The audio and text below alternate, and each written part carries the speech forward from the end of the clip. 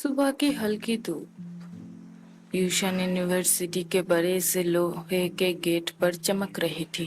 Campus में नया और पुराने स्टूडेंट्स की भीड़ लगी हुई थी। किसी के कंधे पर बैग्स लटके रहे थे।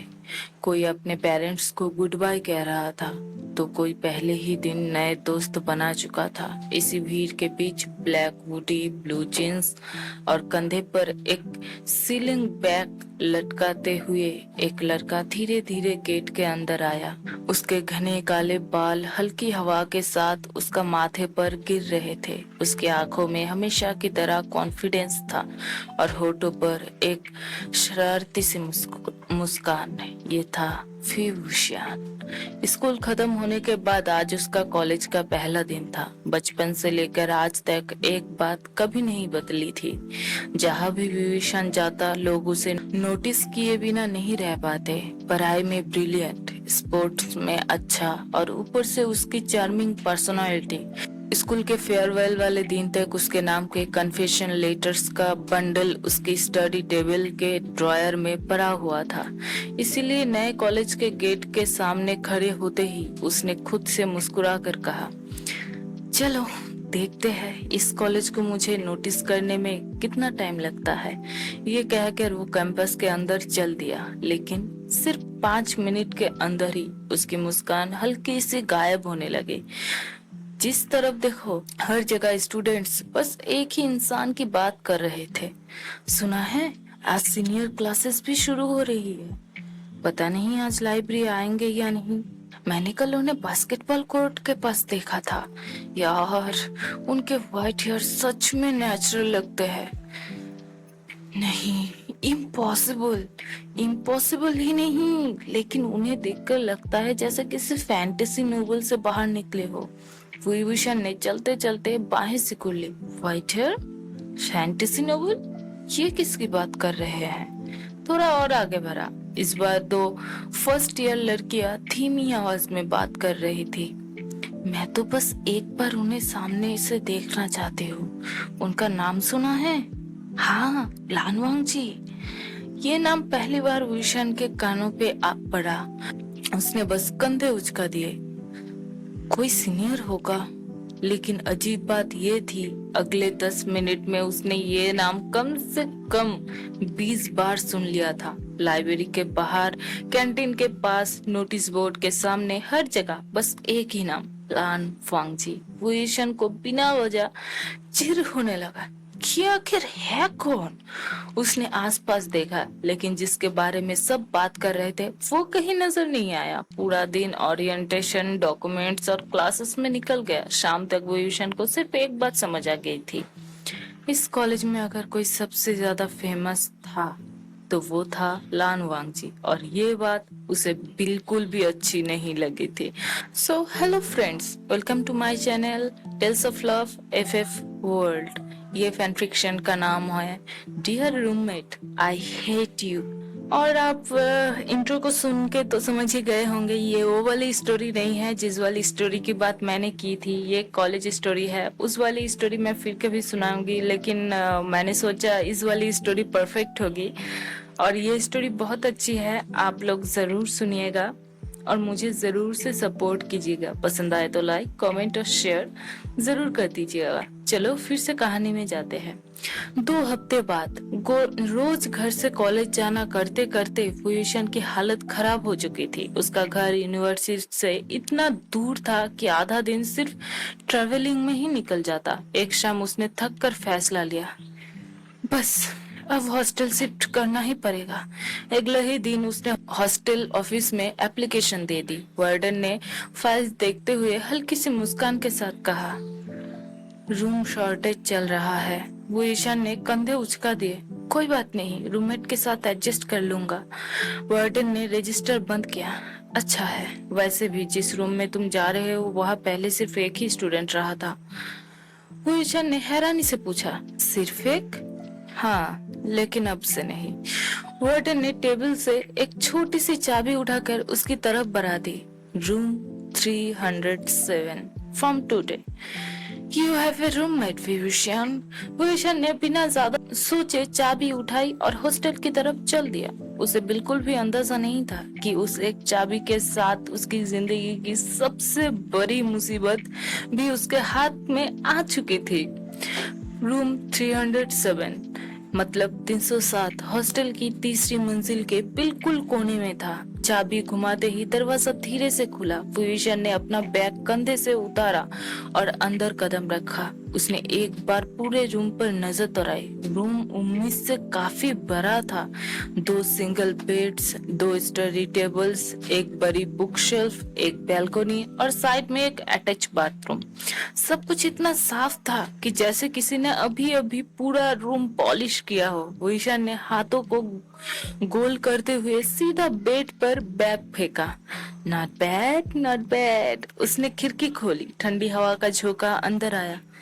कम से कम हवा तो अच्छी आती है। उसने दूसरे बेड की तरफ देखा। बेड बिल्कुल परफेक्टली सेट था। चादर पर एक भी सिलवटें नहीं थी। तकिया बिल्कुल बीच में था। स्टडी टेबल पर किताबें सीधी लाइन में रखी हुई थी। पेन होल्डर में हर पेन एक ही डायरेक्शन में था। विभीषण 2 कदम आगे बढ़ा। उसने एक पेन उठाया, 2 सेकंड देखा और उल्टा करके वापस रख दिया। फिर खुद ही हंस पड़ा। देखते हैं नोटिस करता है या नहीं। उसके लिए ये बस एक मजाक था। उसने अपने सामान खोलना शुरू किया। कपड़े कुर्सी पर, जैकेट बेड पर, हेडफोन्स टेबल पर, बुक आधी शेल्फ पे, आधी बेड पर। 10 मिनट के अंदर उसका हिस्सा पूरी तरह बिखर चुका था। शाम ढल गई, रात हो गई। विभीषण बैल्कनी में खड़ा फोन चला रहा था। कभी कॉरिडोर की तरफ देखता, कभी रूम के दरवाजे की तरफ। ये रूममेट आएगा भी या नहीं। रात के 10 बज गए थे, फिर 11 बजे, फिर 12 बज गए। आंखें बोझल होने लगी। जो भी है कल मिल लूंगा, ये बोलकर उसने लाइट्स बंद की और सो गया। सुबह अलार्म बजते ही विभीषण ने आंखें खोली। सबसे पहले उसकी नजर दूसरे बेड पर गई। खाली। अबे ये क्या कहा? उसने बाथरूम चेक किया। बैल्कनी, कॉरिडोर कहीं भी नहीं थी। बस बेड पर से वैसे ही परफेक्टली सेट था जैसे रात को किसी ने उसे डिस्टर्ब ही ना किया हो। विभीषण ने कंधे उचका दिए। स्ट्रेंज। वो कॉलेज के लिए निकल गया। अगले कुछ दिन बिल्कुल ऐसे ही गुजरा। विभीषण रात को सोता, रूममेट आता। सुबह विभीषण उठता, रूममेट जा चुका होता। कभी सामना ही नहीं हुआ। एक हफ्ते बाद विभीषण कैंटीन में अपने नए दोस्तों के साथ बैठा था। एक लड़का बोला, कल मैंने फिर लानोंग जी को देखा। दूसरा तुरंत बोल पड़ा, यार सीरियसली इतना हैंडसम इंसान मैंने लाइफ में कभी नहीं देखे। तीसरा हंस पड़ा, तुम लोगों का क्रश कब खत्म होगा? विभीषण ने जूस का स्ट्रॉ जोर से दबाया। फिर शुरू हो गया। एक दोस्त हंस पड़ा, क्या हुआ, तुझे क्या प्रॉब्लम है? विभीषण ने नाक सिकुड़ी। सुबह से शाम तक बस एक ही नाम, लानवांग जी, लानवांग जी। ऐसा क्या है उसमें? सब हंस पड़े। लड़की मुस्कुरा कर बोली, तुमने अभी तक उसे देखा ही नहीं? नहीं? फिर देख लेना, खुद समझ जाओगे। विभीषण ने आंखें घुमाए। हाँ, देखना भी नहीं है, लेकिन दिल का किसी कोने में क्यूरियोसिटी पैदा तो हो चुकी थी। आखिर ये लानवांग जी है कौन? दिन हफ्ते में बदल गए और देखते ही देखते 1 महीना गुजर गया। विभीषण हॉस्टल में आराम से सेटल हो चुका था, लेकिन एक बात अभी भी नहीं बदली थी। उसने अपने रूममेट का चेहरा अभी तक नहीं देखा था। एक रात बेड पर लेटकर उसने छत की तरफ देखते हुए बुदबुदाया, यार मैंने 1 महीने से किसी के साथ रूम शेयर कर रहा हूँ और मुझे ये तक नहीं पता कि वो दिखता कैसा है। उसने थोड़ी देर सोचा, फिर हंस दिया, कहीं भूत तो नहीं? Oh my God.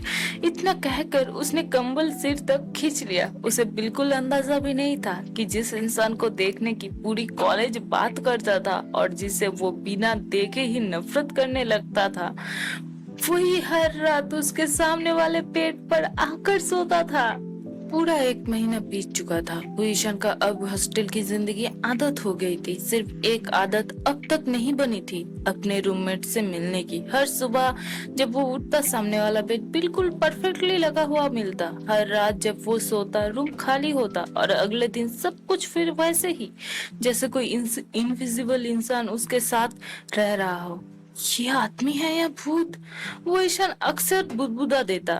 उस दिन सैटरडे था, कॉलेज की क्लासेस लेट थी। वो ईशान ने अलार्म बंद किया और फिर कंबल ओढ़कर सो गया। ना जाने कितनी देर बाद उसकी नींद किसी हल्की सी आवाज ने खुली। एक क्लिक की आवाज हुई, जैसे किसी ने रूम का दरवाजा धीरे से बंद किया हो। भूषण ने आधी नींद में ही आंखें खोली। उसकी नजर सीलिंग पर गई, फिर धीरे धीरे सामने, और अगले ही पल उसकी आंखें पूरी तरह खुल गई। एक लंबा सा लड़का स्टडी टेबल के पास खड़ा था।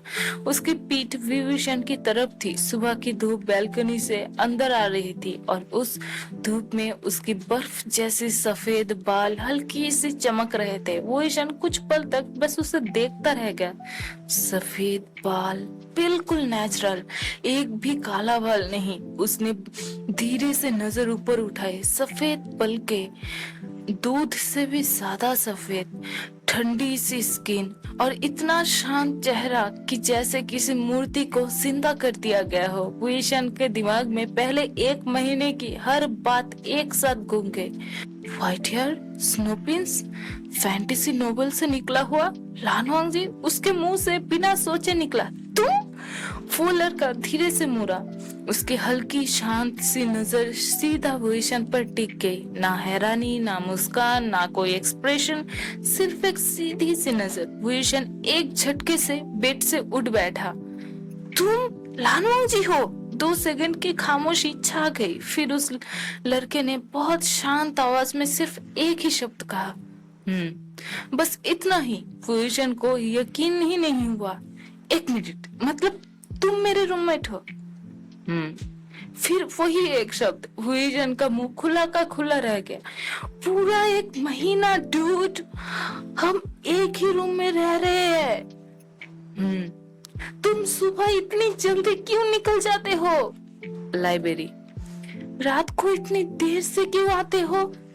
Part time work. हर सवाल का 1 या 2 शब्दों में जवाब होता। भूषण को पहली बार लगा, ये इंसान बात करता भी है या सिर्फ जरूरत पड़ने पर आवाज निकलता है। उसने होठ सिकुड़ लिया। पूरे कॉलेज में इतना नाम है तुम्हारा, लेकिन पर्सनालिटी तो बिल्कुल बोरिंग है।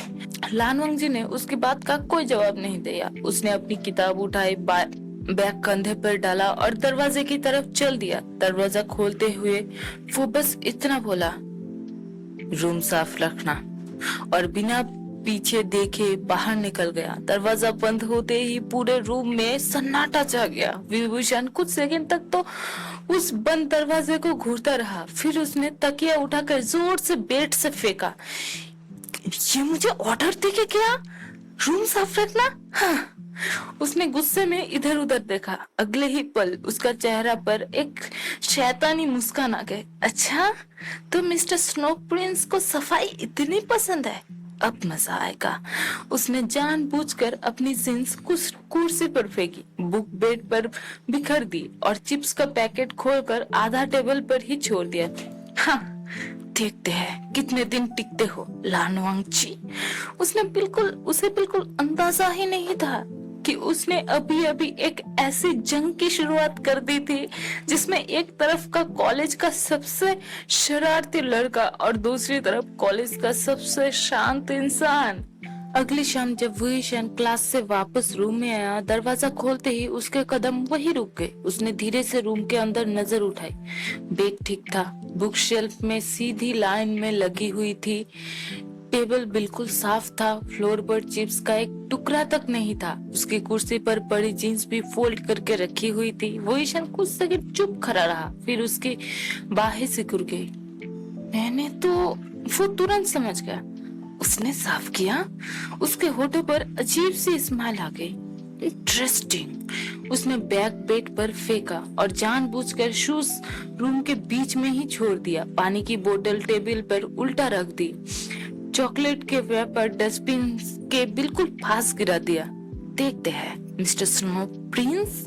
उस रात भी लानवांग जी बहुत देर से आया। भूषण ने आंखें बंद रखी लेकिन नींद नहीं आ रही थी। दरवाजा धीरे से खुला, हल्की सी फुट स्टेप, फिर कुछ दिन तक बिल्कुल सन्नाटा। आंखों की पतली सी दरार से उसने देखा लानवांग जी झुककर उसका शूज साइड में रख रहा था। उसने रैपर उठाया, बोतल सीधी की, कुछ भी नहीं बोला, ना सांस भारी हुई ना गुस्सा किया। बस सब कुछ ठीक जगह पर रखकर टेबल पर बैठ गया। भूषण ने धीरे से कंबल के अंदर से मुस्कुराया। सच में ओसीडी है। अगले दिन भूषण कॉलेज से लौटते ही एक रोल ट्रांसपेरेंट टेप लेकर आया। उसने फ्लोर के बीच में एक सीधी लाइन खींच दी। टेप को देखकर वो खुद ही खुश हो गया। परफेक्ट। उसने मार्कर उठाया और टेप के पास लिख दिया, border line, left side Bhushan, right side Lanwang ji. शाम को जब लानवांग जी रूम में आया, उसकी नजर सीधा फ्लोर पर गई। 2 सेकंड, 3 सेकंड, फिर उसने भूषण की तरफ देखा। क्या है ये? भूषण ने फक्र से हाथ बांध लिया। इंटरनेशनल बॉर्डर, इस लाइन के उस पर तुम और इस पर मैं। मेरी साइड में बिना परमिशन कदम मत रखना। लानवांग जी ने टेप को देखा, फिर भूषण को, और बिल्कुल ही शांत आवाज में बोला, बाथरूम। भूषण 1 सेकंड के लिए अटक गया। हाँ? बाथरूम? बाथरूम किस साइड में है? भूषण ने पलट कर देखा। बाथरूम तो बिल्कुल बीच में था। उसने 2 बार आंखें झपकाई। लानवांग जी ने बिना कुछ और कहे अपना बैग रखकर और सीधा बाथरूम की तरफ चल दिया। टेप के ऊपर से आराम से कदम रखते हुए भूषण ने जोर से कहा, अरे बॉर्डर क्रॉस कर दिया। लानवांग जी ने दरवाजा खोलते हुए बस इतना कहा, मजबूरी, और बाथरूम के अंदर चला गया। 2 मिनट बाद अंदर से पानी चलने की आवाज आने लगी। भूषण ने हाथ कमर पर रख लिए। ये आदमी इरिटेट भी नहीं होता क्या? उसने सोचा था लानू जी गुस्सा करेगा, टेप हटा देगा, या कम से कम उसे डांट तो देगा, लेकिन उसने तो सिर्फ एक ही शब्द बोला, मजबूरी। What the fuck? भूषण ने तकिया उठाया और उस पर मुक्का मारा। इसे लड़ना भी बोरिंग है। उसे बिल्कुल पता नहीं था कि असली जंग अभी शुरू भी नहीं हुई थी। भूषण ने उस दिन ठान लिया था, अगर लानवांग जी को सफाई इतनी पसंद है तो वो उसकी जिंदगी का सबसे बड़ा नाइटमेयर बना देगा। सुबह उठते ही उसने बेड ठीक करने की जगह कंबल को गोल करके कोने में फेंक दिया, कपड़े कुर्सी की बैग पर लटका दिए और गीला टॉवल सीधा बेड पर छोड़ दिया। परफेक्ट। कॉलेज जाते वक्त उसने रूम की तरफ मुड़कर देखा और खुद ही मुस्कुराया। अब देखते हैं क्या करते हो तुम। शाम को जब वो वापस आया, रूम फिर चमक रहा था। गीला टॉवल बैल्कनी में सूख रहा था, कपड़े फोल्ड होकर रखे थे, ब्लैंकेट ठीक से बिछा हुआ था। भूषण ने दोनों हाथ सिर पे रख लिया। ये इंसान है या क्लीनिंग मशीन? क्या करूं मैं? उसने गुस्से में एक फोल्डेड टी शर्ट उठाई और फिर से बेड पर फेंक दी। मैं भी देखता हूँ कितनी बार फोल्ड करते हो तुम। अगली सुबह भूषण ने जानबूझकर टूथपेस्ट का ढक्कन खुला छोड़ दिया, वॉश बेसिन के पास पानी गिरा दिया और निकलते वक्त बाथरूम का डोर भी खुला छोड़ दिया। रात को लौटकर उसने देखा ढक्कन बंद, वॉश बेसिन सूखा, बाथरूम के फ्लोर भी चमक रहे थे। उसका पेशेंस टूटने लगा। सीरियसली? संडे था, आज दोनों की क्लासेस नहीं थी। ये पहली बार था जब दोनों एक ही वक्त रूम में थे। लानवांग जी अपनी टेबल पर बैठकर किताब पढ़ रहा था। भूषण बेड पर उल्टा लटक कर मोबाइल चला रहा था। पूरे 10 मिनट तक रूम में सिर्फ पेजेस पलटने की आवाज आती रही। आखिर भूषण से रहा नहीं गया। तुम भूल नहीं होते? लानवांग जी ने किताब से नजर उठाए बिना ही बोला। किस बात से? हर वक्त पढ़ते रहते हो, कभी मूवी, कभी गेम, कभी कुछ, जरूरत नहीं पड़ती क्या? भूषण ने मुंह बना लिया। तुम्हारी लाइफ कितनी बोरिंग है। लानवांग जी ने पेज पलटा और कहा, तुम्हारी इतनी शोर वाली क्यों है? Excuse me? इस बार लानवांग जी ने किताब बंद की। उसकी शांत नजर सीधी भूषण पर टिक गई। कल रात 2 बजे तक वीडियो देख रहे थे। भूषण की आंखें थोड़ी बड़ी हो गई। तुम सोए नहीं थे? सो गया था। फिर पता कैसे? तुम्हारे हेडफोन्स कनेक्टेड नहीं थे। एक पल के लिए पूरा रूम खामोश हो गया, फिर भूषण जोर से हंस पड़ा। तो तुमने पूरी मूवी सुनी? लान वांगजी ने सीधा जवाब दिया। नहीं, सिर्फ तुम्हारी हंसी। भूषण हंसना बंद कर गया। पता है, तुम कभी कभी बहुत इरिटेटिंग होते हो। लान वांगजी ने फिर किताब खोल ली। ये नई बात नहीं है। भूषण ने तकिया उठाकर उसकी तरफ फेंक दिया। लान वांगजी ने बिना घबराए एक हाथ से तकिया पकड़ लिया। उसने तकिया को देखा, फिर उठकर आया और बिना कुछ कहे उसी जगह नीटली रख दिया जहाँ से भूषण ने उठाया था। भूषण उसे देखता ही रह गया। तुम्हारे साथ झगड़ा करना इम्पॉसिबल है। लान वांगजी ने बस इतना कहा, कोशिश मत करो। ये कहकर वो फिर अपनी किताब पढ़ने लगा और पहली बार भूषण के पास बोलने के लिए कोई जवाब ही नहीं था। मंडे की सुबह भूषण हमेशा की तरह जल्दी जल्दी तैयार हो रहा था। उसने एक हाथ से शर्ट का बटन्स लगाए, दूसरे हाथ से बैग उठाया और भागते हुए रूम से निकल गया। 5 सेकंड बाद दरवाजा दोबारा खुला। इडियट! वो अपना फोन बेड पर ही भूल गया था। फोन उठाकर जैसे ही पलटा, उसकी नजर लान वांगजी की स्टडी टेबल पर पड़ी। एक मोटी सी डायरी खुली हुई थी। उस पर बहुत साफ हैंडराइटिंग में कुछ लिखा था। भूषण बस इतना ही पढ़ पाया। 6 AM library, 8:30 AM classes, 4 PM part time, 9:30 PM study, 11:30 PM hostel. उसने सीधा मुंह बना लिया। क्या कोई इंसान इतना भी शेड्यूल फॉलो करता है क्या? तभी बाथरूम के दरवाजा खुला। लान वांगजी बाहर निकला। दोनों की नजरें मिली। भूषण तुरंत डायरी से नजर हटाकर सीधा खड़ा हो गया। मैं फोन लेने आया था। लान वांगजी ने बस एक बार फोन की तरफ देखा। ना उसने कुछ पूछा, ना डायरी छुपाई, बस अपनी घड़ी पहनी और बैग उठा लिया। भूषण को अजीब सा लगा। अगर कोई उसकी पर्सनल डायरी देखता तो वो तुरंत झगड़ा शुरू कर देता। ये आदमी इतना शांत कैसे रह लेता है? उस दिन लंच ब्रेक में कैंटीन पूरी तरह भरा हुआ था। भूषण ट्रे लेकर जगह ढूंढ ही रहा था कि पीछे से किसी ने जोर का धक्का दिया। ट्रे उठ के हाथ से छूट गई। जूस सीधा उसकी शर्ट पर गिर गया। आंखें नहीं है क्या? भूषण गुस्से से बोला। सामने खड़ा सीनियर हंसने लगा। फ्रेशर हो ना, थोड़ा संभल के चला करो। उसके साथ खड़े 2 और लड़के भी हंसने लगे। भूषण ने ट्रे उठाई। गलती तुम्हारी है और एटीट्यूड मुझे दिखा रहे हो तो क्या कर लेगा वे? दोनों के बीच माहौल गर्म होने लगा। तभी एक शांत सी आवाज पीछे से सुनाई दी, साइड। बस एक शब्द, लेकिन इतना ठंडा कि आसपास खड़े स्टूडेंट खुद ही पीछे हट गए। भूषण ने मुड़कर देखा। लान वांगजी था। उसने बिना किसी एक्सप्रेशन के जमीन पर गिरी ट्रे उठाई, टेबल पर रख दी, फिर सीधा उस सीनियर की तरफ देखा। सीनियर का चेहरा एक पल में बदल गया। हे लान, उसने बात पूरी भी नहीं की। लान वांगजी ने कुछ कहा ही नहीं, सिर्फ देखता रहा। 2 सेकंड की खामोशी के बाद सीनियर ने नजर झुका ली। चलो। वो अपने दोस्तों के साथ वहां से चला गया। भूषण हैरान रह गया। बस इतना ही? उसने लान वांगजी की तरफ देखा। तुमने कुछ बोला भी नहीं। लान वांगजी ने ट्रे उसके हाथ में दे दी। हर बात बोलकर समझानी जरूरी नहीं होती।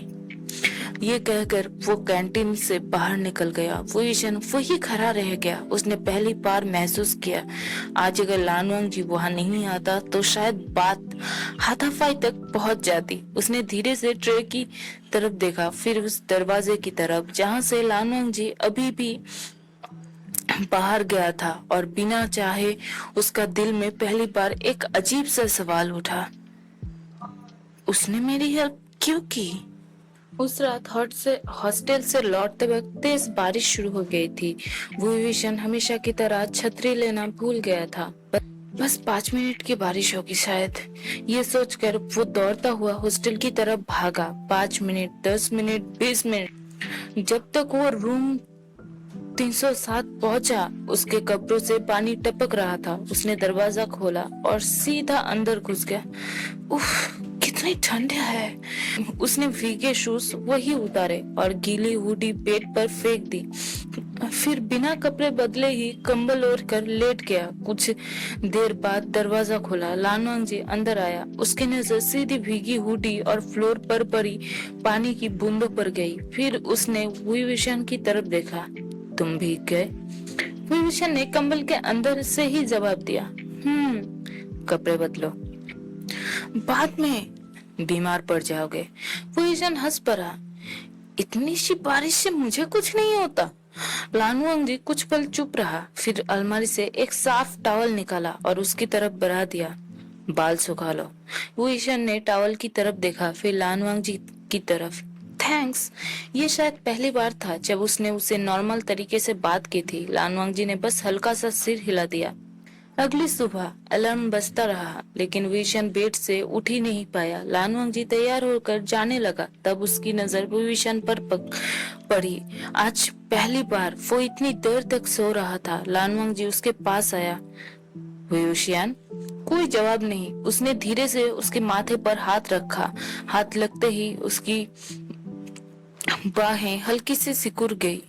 बुखार, काफी तेज बुखार। लानवांग जी बिना कुछ कहे रूम से बाहर निकल गया। लगभग 15 मिनट बाद वो वापस आया।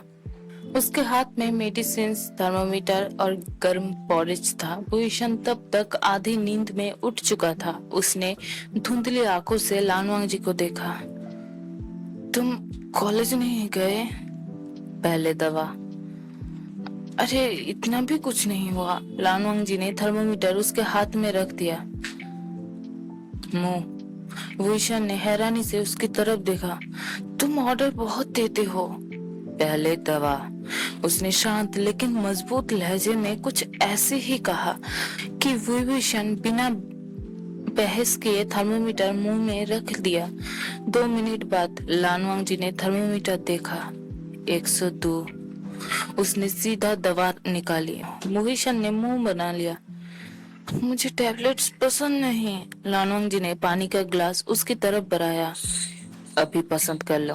विभीषण उसकी शक्ल देखकर हंस पड़ा। तुम जो भी मान लेते हो। लानवांग जी ने बिल्कुल सीरियस चेहरे से कहा। नहीं। विभीषण और जोर से हंस पड़ा, लेकिन हंसी के साथ ही जोर की खांसी आ गई। लानवांग जी ने तुरंत पानी का ग्लास उसके हाथ में दे दिया। ध्यान से। रूम में कुछ पल के लिए खामोशी छा गई। विभीषण ने धीरे से दवा खा ली। उसने सोचा था लानवांग जी बस सफाई का दीवाना है, लेकिन आज पहली बार उसने उसका एक और रूप देखा। एक ऐसा रूप जो बिना शोर मचाए, बिना एहसान जताए सिर्फ ख्याल रखता है। और ये बात ना जाने क्यों विभीषण के दिल में हल्की सी उलझन छोड़ गई। बुखार उतरने में 2 दिन लग गए। तीसरे दिन विभीषण फिर से अपने पुराने अंदाज में कॉलेज पहुंच गया। जैसे ही वो क्लासरूम में घुसा, उसका दोस्त निये हुसैन उसके पास दौड़ता हुआ आया। अरे तू आ गया? हाँ, क्यों? मेरी याद आ रही थी? बिल्कुल नहीं। फिर कैंपस में तेरे बारे में रूमर्स चल रहे हैं। विभीषण ने आईब्रो उठा दी। मेरे बारे में? सब बोल रहे हैं। न्यूसन उसके कान के पास आकर धीरे से बोला। लानवांग जी ने 2 दिन तक तेरी केयर की। विभीषण का चेहरा एकदम बदल गया। क्या? उसकी आवाज इतनी जोर से निकली कि पूरी क्लास उसकी तरफ देखने लगी। पागल हो गया है क्या? उसने धीरे से कहा। किसने बोला?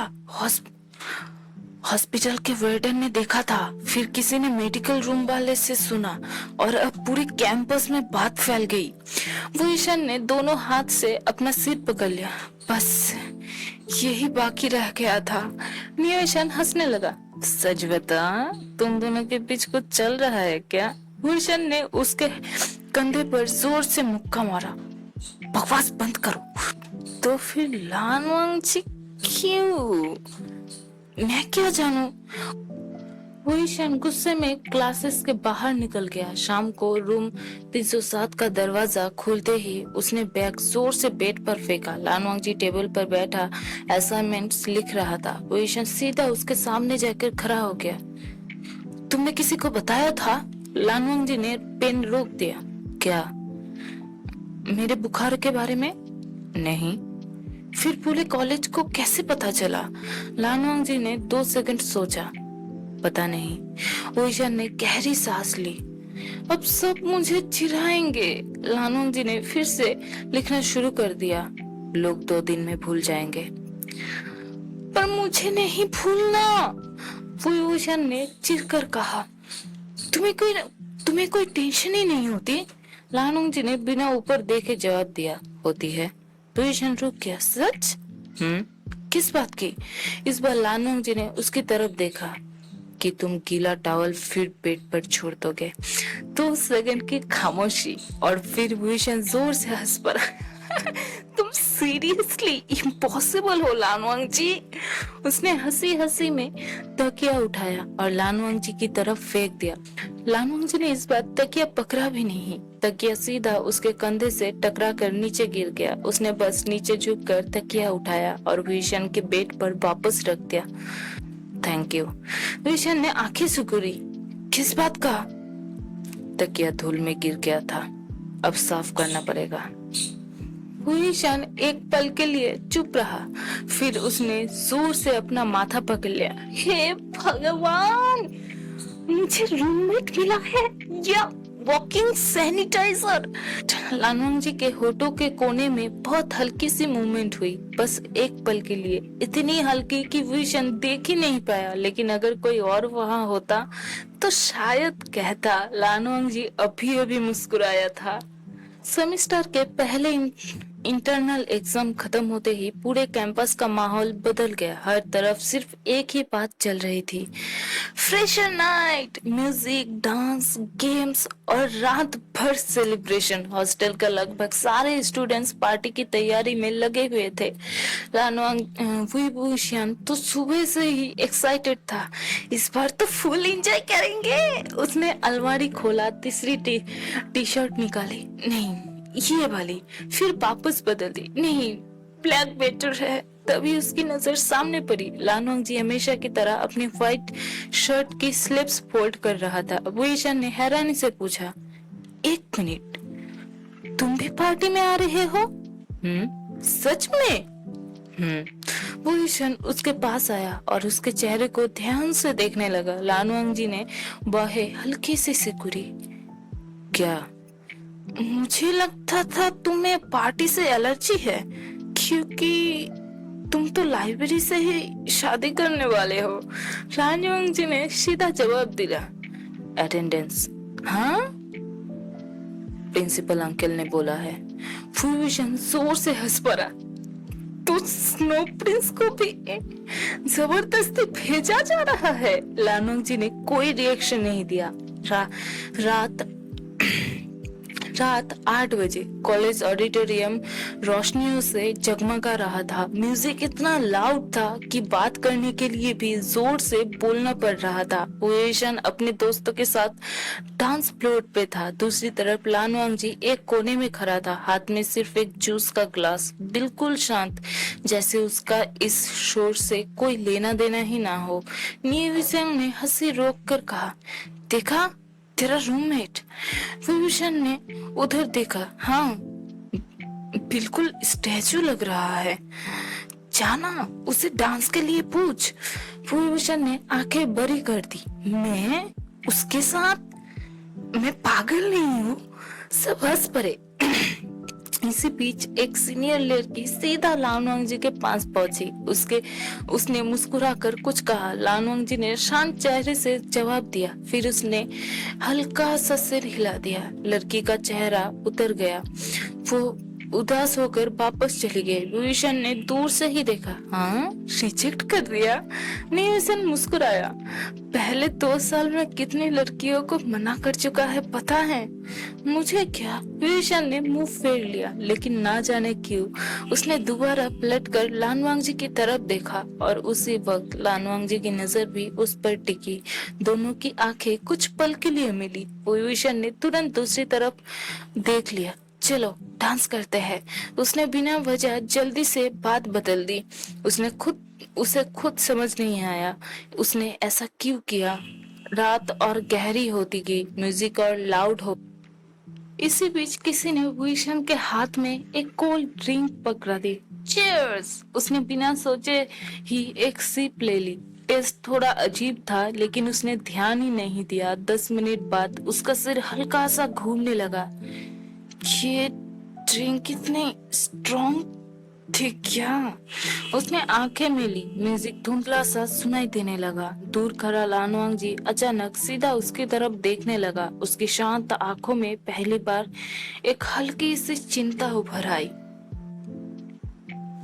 पुरुषन ने अपना माथा दबाया। आंखों के सामने सब कुछ हल्का धुंधला लगने लगा। म्यूजिक अब भी उतना ही लाउड था, लेकिन उसके कानों के आवाज डूबती हुई सी महसूस हो रही थी। यार, ये हो क्या रहा है? उसने एक कदम आगे बढ़ाया, फिर लड़खड़ा गया। गिरने ही वाला था कि किसी ने उसकी कलाई मजबूती से पकड़ ली। पुरुषन ने धीरे से पलकें उठाई। सफेद बाल, शांत चेहरा, लान वांगची था। तुम? लानोंग ने उसके हाथ से एक ग्लास ले लिया। उसने एक बार उस ड्रिंक को देखा, फिर बिना कुछ कहे उसे साइड की टेबल पर रख दिया। तुम ठीक हो? वो ईशान हंसने की कोशिश करते हुए बोला। मैं बिल्कुल ठीक हूँ। ये बोलते ही उसका बैलेंस दोबारा बिगड़ गया। इस बार लानवांग जी ने बिना एक सेकंड गवाए उसके कंधे को संभाल लिया। तुम चल भी नहीं पा रहे। ईशान ने आंखें बंद करते हुए बुदबुदाया। बस थोड़ा सा चक्कर आ रहा है। भूषण ने ऑडिटोरियम से शोर की तरफ देखा, फिर भूषण की तरफ। बिना किसी को कुछ बताए वो उसे धीरे धीरे बाहर ले गया। ऑडिटोरियम के बाहर रात की ठंडी हवा चल रही थी। शोर पीछे छूट गया। भूषण ने गहरी सांस ली। पीटर, लानवांग जी ने अपनी वाटर बोतल उसकी तरफ बढ़ाई। पानी। भूषण ने आधी बोतल एक ही सांस में खाली कर दी। किसने दी थी ड्रिंक? पता नहीं, किसी ने हाथ में पकड़ा दी। लानवांग जी कुछ पल चुप रहा। अगली बार अननोन ड्रिंक्स मत लेना। विजय ने मुस्कुराकर उसकी तरफ देखा। तुम डांट भी लेते हो? जरूरत पड़ने पर। विजय हल्का सा हंस दिया। तुम्हारे मुंह से इतना लंबे सेंटेंस सुनना अचीवमेंट है। फिर लानवांग जी ने कोई जवाब नहीं दिया, बस उसके चेहरे को ध्यान से देखता रहा। तुम्हारा रंग अब नॉर्मल लग रहा है। तुम टेंशन में थे? तुम मेरे लिए टेंशन में थे? लानवांग जी ने नजर हटा ली। रूममेट हो, सिर्फ 2 शब्द, बस 2। लेकिन पता नहीं क्यों विजन को लगा जैसे उस जवाब ने कुछ और भी छुपा हुआ है। उसने धीरे से मुस्कुरा कर कहा, अच्छा तो सिर्फ रूममेट। लानोंग जी ने इस बार भी कुछ नहीं कहा। हॉस्टल वापस आते आते रात काफी हो चुकी थी। रूम में आते ही विशन सीधा बेड पर बैठ गया। तुम पार्टी में वापस नहीं जाओगे? नहीं। मेरी वजह से? किसी को मेरी जरूरत नहीं। और मुझे? लानोंग जी ने उसकी तरफ देखा।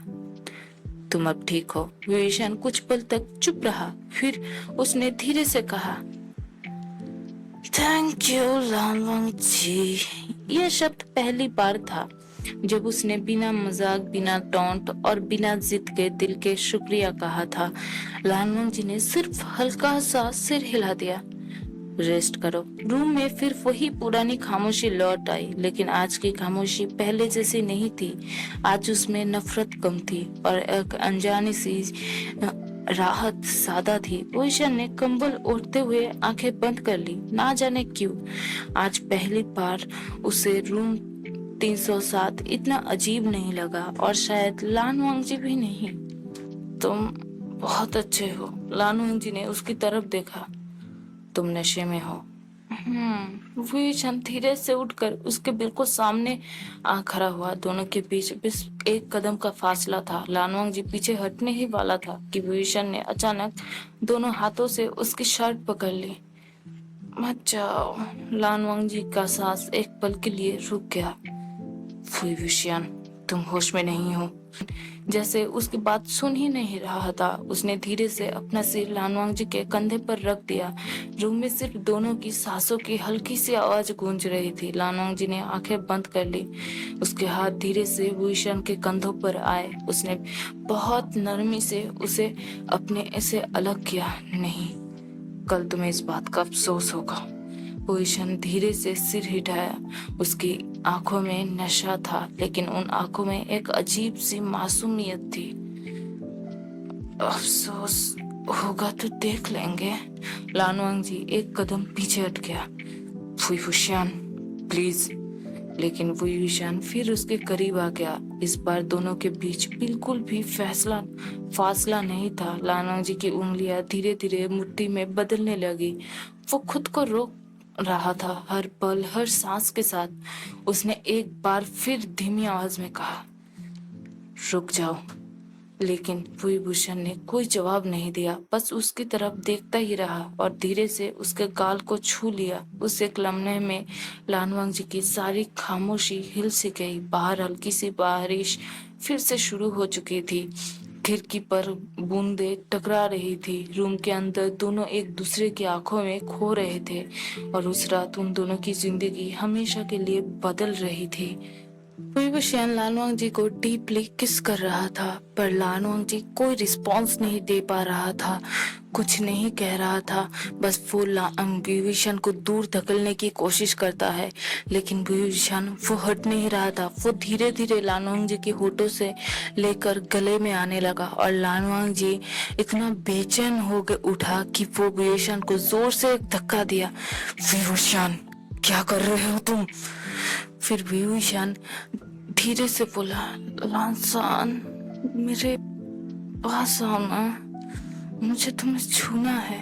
फिर लानवांग जी की ईयर्स अचानक बहुत ज्यादा पिंक हो उठे। वो शर्मा रहा था, पर वो विभूषण को ऐसे छू नहीं सकता था। वो उसका हक नहीं था। वो जानता था। वो विभूषण को धीरे से पकड़ के बिस्तर पे सुलाना चाहा। विभूषण को बिस्तर पे बिठाया और तकिया ढक गया, उसे सुलाने लगा, पर विभूषण फिर से उसे खींच लिया और उसके शर्ट का बटन खोलने लगा। लानसान, मेरे पास आओ, तुम बहुत हैंडसम हो, पता है।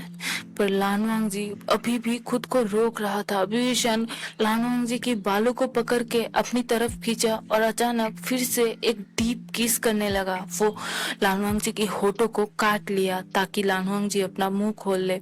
लानवांग जी अपना मुंह खोलते ही, रिएक्शन में अपना मुंह खोलते ही, विभूषण अपना टांग लानवांग जी के मुंह के अंदर डाल दिया और दोनों के टांग जैसे एक्सप्लोर हो रहे थे। अब लानवांग जी अपना कंट्रोल खो चुका था। अब वो खुद को नहीं रोक सकता था। वो विभूषण के बालों को जोर से पकड़ते हुए कहा, अगले दिन मैं कोई बहाना नहीं सुनूंगा। और ये कहते ही वो विभूषण पे टूट पड़ा। वो विभूषण के होठों को एक एंगर से सक कर रहा था, जैसे कि वो अपनी सारी गुस्सा विभूषण पे उतार देना चाहता हो। विभूषण का ईयर, उसके गला, कंधे, कुछ सभी में मार्क छोड़ रहा था। फिर वो विभूषण के कपड़ों को, शर्ट को पकड़ा और जोर से फाड़ दिया और विभूषण के बॉडी में एक्सप्लोर करने लगा। उसका हाथ विभूषण के पूरे बॉडी पे एक्सप्लोर कर रहा था और धीरे से उसका हाथ जब नीचे जाता है, विभूषण एक मौन कर उठता है और वो मौन सुनकर लानवांग जी जैसे अपना जो बचा खुचा हुआ कंट्रोल था वो भी खो बैठा। फिर रूम की मोमबत्तियां बुझ गई और उस रूम से बस स्लैपिंग की आवाजें और मौन की आवाजें बाहर आ रही थी। सुबह की हल्की धूप पर्दे के बीच से रूम के अंदर आ रही थी। विभूषण ने अंधेरे से आंखें खोली। उसका सिर भारी था, जैसे पूरी रात नींद ही ना आई हो। वो उठकर बैठने लगा, लेकिन अगले ही पल उसके चेहरे पर दर्द सा उभर आया। आह! उसने तुरंत बेड के कोने पकड़ लिए। ये उसने धीरे से पैर नीचे रखा। कमजोरी और बदन की अकड़न ने उसे एक पल के लिए फिर बेड पर बैठा दिया। कल कल रात उसने माथा दबा लिया। यादें धुंधली थी, पार्टी, म्यूजिक, ड्रिंक, लानवांग जी। उसके बाद उसने जोर से आंखें बंद कर ली। कुछ छोटे छोटे लम्हे दिमाग में चमक कर गुजरे। उसका लानवांग जी को गले लगाना, लानवांग जी बार बार उसे रोकना, और फिर हुईशन ने एकदम से आंखें खोल दी। उसका दिल जोर जोर से धड़कने लगा। नहीं, ये नहीं हो सकता। उसकी नजर रूम में दौड़ी। लानवांग जी का बेड बिल्कुल ठीक था, स्टडी टेबल साफ थी, लेकिन लानवांग जी रूम में नहीं था। वो जा चुका था। विभूषण कुछ देर तक चुप बैठा रहा, फिर उसने गहरी सांस लेकर अपने चेहरा दोनों हाथों में छुपा लिया। मैंने ये क्या कर दिया? उसका दिमाग में सिर्फ एक ही बात घूम रही थी। उसने ही पहले कदम बढ़ाया था। लानवांग जी ने तो उसे बार बार रोका था। ये याद आते ही उसके अंदर गिल्ट और गहरा हो गया। इडियट, बिल्कुल इडियट हो तुम विभूषण। पूरा दिन वो रूम से बाहर ही नहीं निकला। कभी खिड़की के पास जाकर खड़ा हो जाता, कभी बेड पर लेट जाता, लेकिन हर बार उसका दिमाग वही बात दोहरा रहा था। हर रात को लगभग 10 बजे दरवाजा खुला। लानवांग जी हमेशा की तरह शांत चेहरे के साथ अंदर आया। रूम में अजीब सी खामोशी थी। उसने बैग रखा, किताबें टेबल पर रखी, और जैसे ही मुड़ने लगा, लानवांग जी, उसका कदम वही रुक गया। विभूषण धीरे से खड़ा हुआ। उसकी नजर जमीन पर टिकी हुई थी। कल रात के बारे में लानवांग जी चुप रहा। विभूषण ने मुश्किल से हिम्मत जुटाई। जो हुआ उसमें तुम्हारी कोई गलती नहीं थी। तुम मुझे रोक रहे थे। गलती मेरी थी। गलती मेरी भी थी। उसने हल्का सा कड़वा सा हंसने की कोशिश की। नहीं वांग जी, गलती बस मेरी थी, इसीलिए तुम प्लीज इस बात का बोझ मत उठाना। रूम में कुछ पल के लिए सिर्फ खामोशी रही। विभूषण ने धीरे से आगे कहा, हम इसे बस एक मिस्टेक समझ के भूल जाते हैं, किसी वन नाइट स्टैंड की तरह। वैसे भी हम ना बॉयफ्रेंड है, ना ही हम एक दूसरे से प्यार करते हैं। ये ये लफ्ज रूम में गूंज कर झट से ठहर गया। लानवांग जी की उंगलियां धीरे से मुट्ठी में बंध गई। उसके चेहरे पर कोई एक्सप्रेशन नहीं थे। उसकी आंखों की रोशनी एक पल के लिए धीमी पड़ गई। उसने बस इतना कहा, ठीक है। सिर्फ 2 शब्द, ना कोई सवाल, ना कोई शिकायत। वो अपनी टेबल की तरफ मुड़ गया, किताबें खोली, लेकिन काफी देर तक एक भी पेज नहीं पलटा। और विभूषण अपने बेड पर बैठा हुआ ना जाने क्यों उस ठीक है को बार बार याद कर रहा था। उसे लग रहा था जैसे उसने कुछ ऐसा तोड़ दिया हो जिसकी आवाज सिर्फ रूम की खामोशी सुन पाई थी। उस रात के बाद रूम में 307 बदल गया। पहले दोनों के बीच लड़ाई होती थी, अब खामोशी होती रही।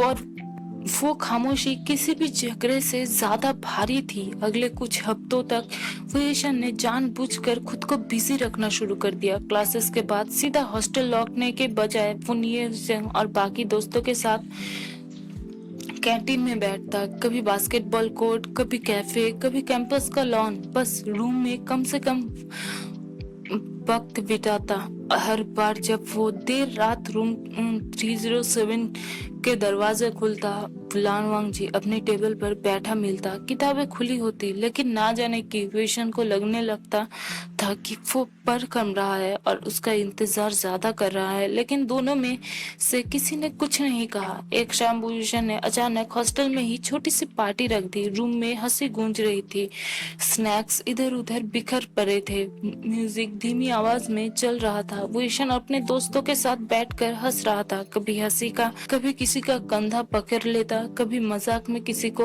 धक्का दे देता।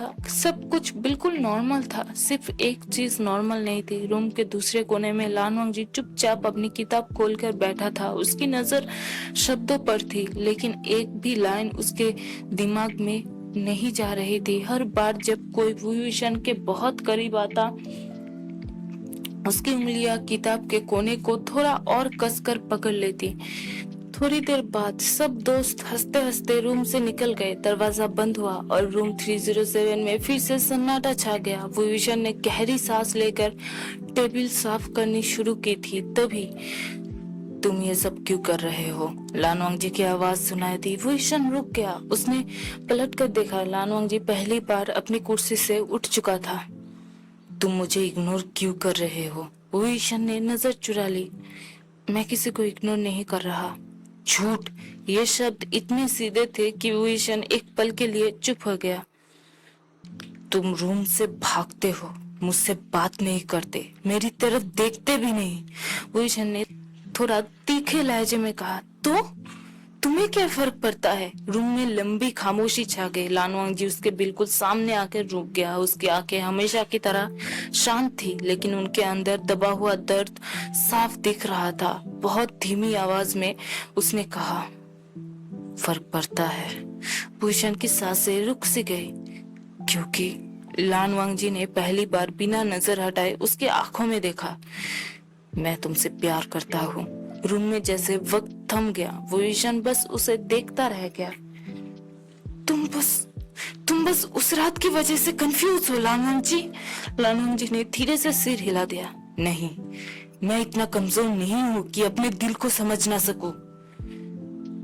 कब से? वुईशन की आवाज कांप गई। लानवांग जी की आंखों में पहली बार एक बहुत हल्की सी मुस्कान उभरी। शायद जब तुम पहली बार मेरे रूम में आए थे, तुम बहुत शोर मचाते थे, बहुत परेशान करते थे, फिर भी रूम तब खाली नहीं लगता था। वुईशन की आंखों में आंसू भरने लगे। उसने धीरे से कहा, पर अगर मुझे सिर्फ तुम्हारी खूबसूरती पसंद हो तो? लानवांग जी एक कदम और करीब आया। अगर सिर्फ खूबसूरती पसंद होती तो तुम पहले दिन ही हार मान जाते। ये एहसास धीरे धीरे बना है वुइंग, हर रोज, हर बात के साथ। ये सिर्फ अट्रैक्शन नहीं है, ये प्यार है। भूषण की पलकों से आंसू बह निकले। उसने अपना चेहरा झुका लिया। मुझे डर लग रहा है कि शायद जो मैं महसूस कर रहा हूँ वो सच ना हो। लानवांग जी ने बहुत नरमी से उसका हाथ थाम लिया। अब भी डर लग रहा है? हुईशन ने आंसुओं के बीच हल्की सी हंसी दी, फिर धीरे से सिर हिला दिया। नहीं। उसने लानवांग जी के हाथ और मजबूती से पकड़ लिया। I love you too। लानवांग जी ने कुछ नहीं कहा, बस उसके हाथ वापस थाम लिए। इस बार ना कोई बॉर्डर लाइन थी, ना कोई नफरत था, ना कोई आई हेट यू था। बस रूम 307 में सिर्फ दो लोग थे जो आखिरकार घर पहुंच गए थे। 3 साल बाद आज ग्रेजुएशन का दिन था। पूरा कैंपस ग्रेजुएशन ग्राउंड्स और कैमरास से भरा हुआ था। हर तरफ हंसी, फोटोज और अलविदा के वादे थे। भूषण ने अपनी ग्रेजुएशन कैप हवा में उछाल दी। फाइनली आजादी! निसंग जोर से हंस पड़ा।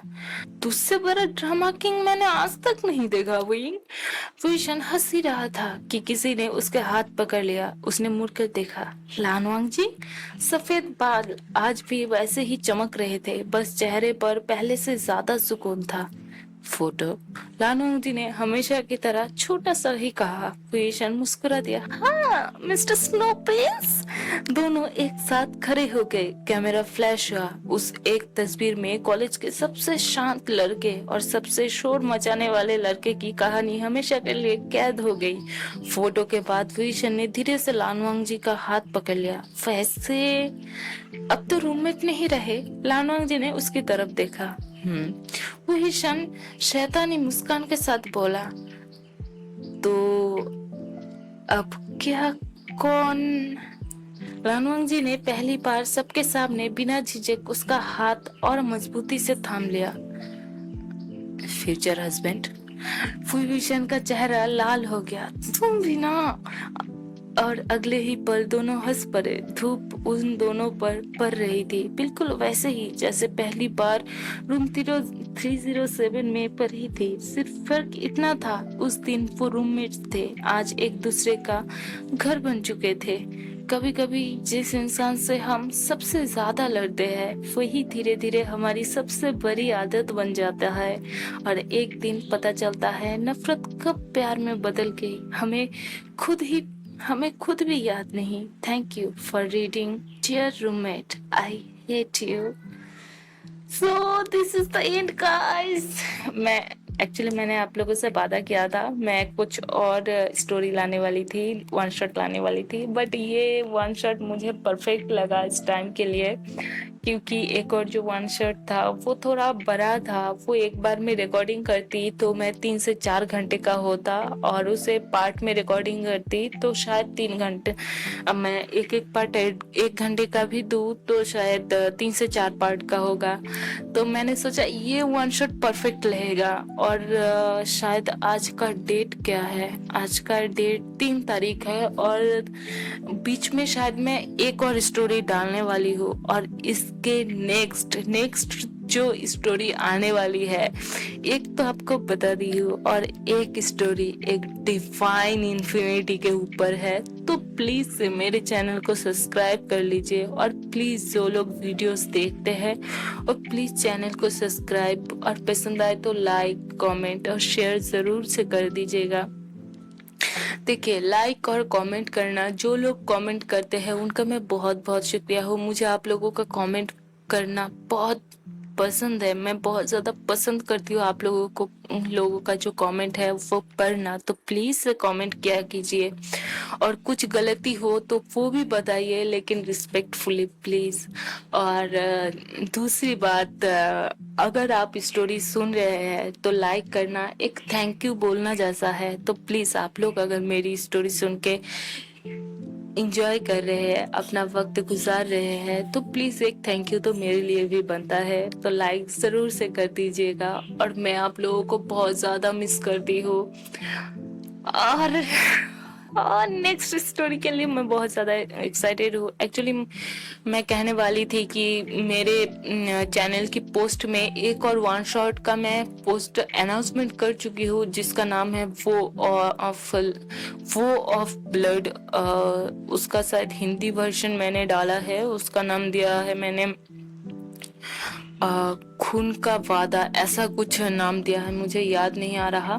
तो मैंने उस दिन देखा उसका पोस्टर डाला हुआ है, लेकिन स्टोरी नहीं डाली मैंने, मुझे याद नहीं मैंने कब पोस्टर डाला, और स्टोरी भी नहीं डाली। तो वो स्टोरी अगर आप लोग सुनना चाहते हैं तो जरूर से बोलिएगा वन शॉट, तो फिर इसी बीच में उस वन शॉट को भी आप लोगों को सुना दूंगी। वो हिस्टोरिकल ऑरा के ऊपर है, और दो एनिमी क्लैंस के ऊपर बेस्ड है, जिनका प्रिंस एक दूसरे से प्यार करते हैं, मतलब सॉफ्ट फीलिंग्स रखते हैं, लेकिन उनके क्लैन पीढ़ी दर पीढ़ी एक दूसरे से लड़ते हुए आ रही है। मतलब बोलते हैं ना, खून का दुश्मनी, उनका खून का दुश्मनी है, ऐसा ही समझ लो।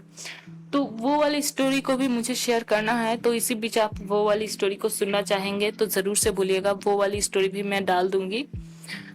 और आज के लिए टाटा बाय बाय, ज्यादा बात नहीं करते हैं। आप लोग सोचते होंगे मैं बहुत ज्यादा टॉकेटिव हूँ, बहुत ज्यादा बात करती हूँ। हाँ, सिर्फ आप लोगों से ही मैं बहुत ज्यादा बात करती हूँ, इसलिए थैंक यू वेरी मच मेरी सपोर्ट करने के लिए, और बाय बाय आज के लिए। फिर मिलते हैं इसी प्लेटफॉर्म में, प्लेटफॉर्म का नाम याद तो है ना, tales of love FF world. तो आप बाय बाय।